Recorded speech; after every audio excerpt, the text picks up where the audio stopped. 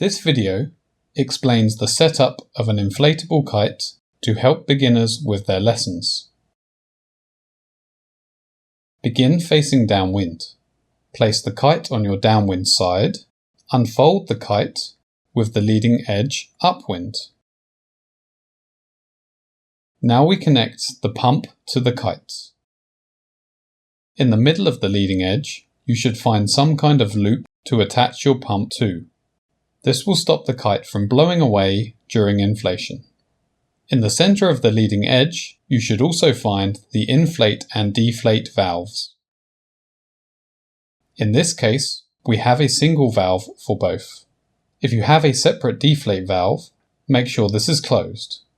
Now we must clear any sand or dirt from the pump. If you don't make a habit of this, sand can accumulate inside your kite over time. Using the pump will clear it. You can wipe or blow away anything that is left. Now we attach the hose to the inflation valve. It is important to use a light grip as many valves are easy to break or stretch. Now you can inflate the kite.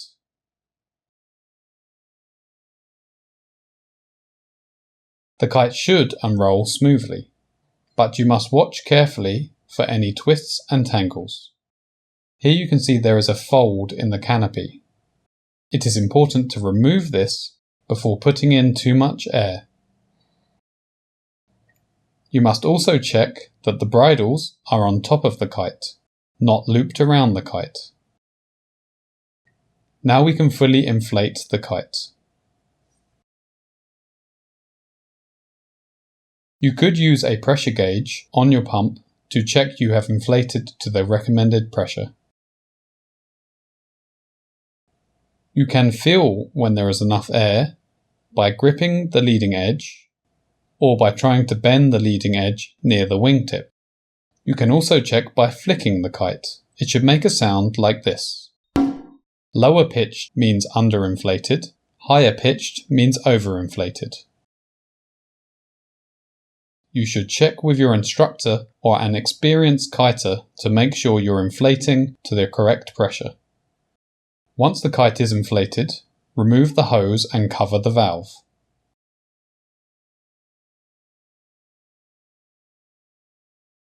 Then hold the kite with one hand and detach the pump leash. The kite should float easily in your hand. When you hold a kite by a single point, it should line up with the wind and not pull much. To store the kite on the ground, move towards a wingtip and flip the kite over. The middle strut should be lined up with the wind. As the wind climbs over the kite, it helps to press the kite into the ground and the kite should stay in position. In stronger wind, you may need a weight without sharp edges, such as a sandbag, to hold the kite in position. Now the kite is inflated, we unroll the lines. Start on the downwind side of the kite. Make sure all 4 lines unrolled together, unless you don't have a 4-line setup, of course. Head downwind as you unroll the lines.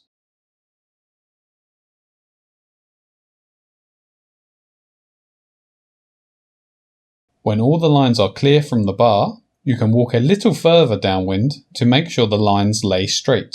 This will help a lot with separating the lines. Next, we need to place the bar on the ground correctly. Here the bar is orientated in the direction you would hold it when flying your kite. You can tell because there is usually a logo on the front of the bar. You will also see bars that use the convention of having a red mark on the left when flying the kite. Before we place the bar, it should be flipped over. You should see on the back of the bar some kind of warning sign, or if your bar has a red side, this will now be on the right hand side. Some people say red rigs right to help remember. Next, we will separate the lines. Stand with your feet blocking the steering lines from the center lines. Pick the steering lines up, one in each hand. Now take one center line in each hand as well. Your legs are blocking the steering lines and your hands are separating the center lines, so as you walk upwind, this will remove any tangles.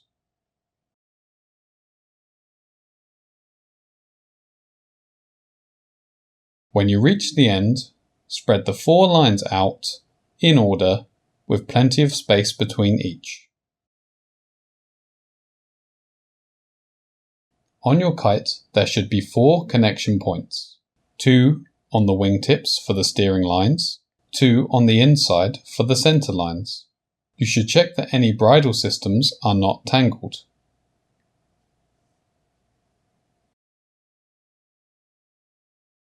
Now we have our 4 lines and 4 connection points ready, we can begin connecting. On one side you should find a loop, on the opposite side you should find 1 or more knots. We will explain the function of the different knots in another section. To connect, we start with the loop, take the line immediately before the loop and push it through the hole.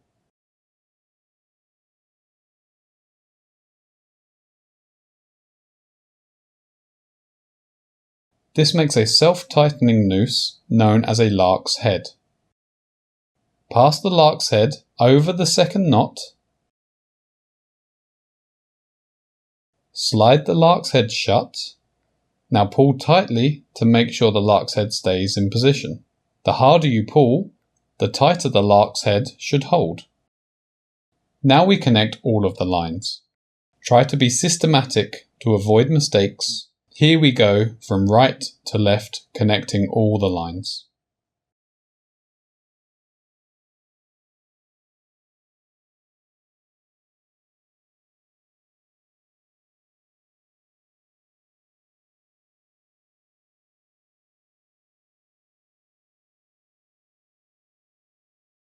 Now the setup is complete.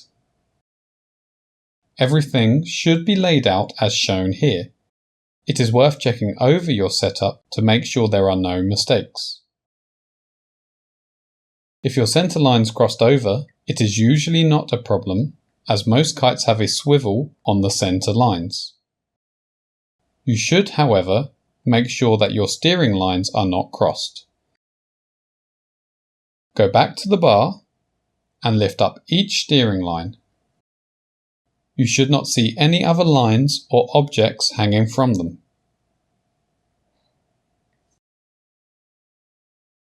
You might not always have enough room to put your lines directly downwind.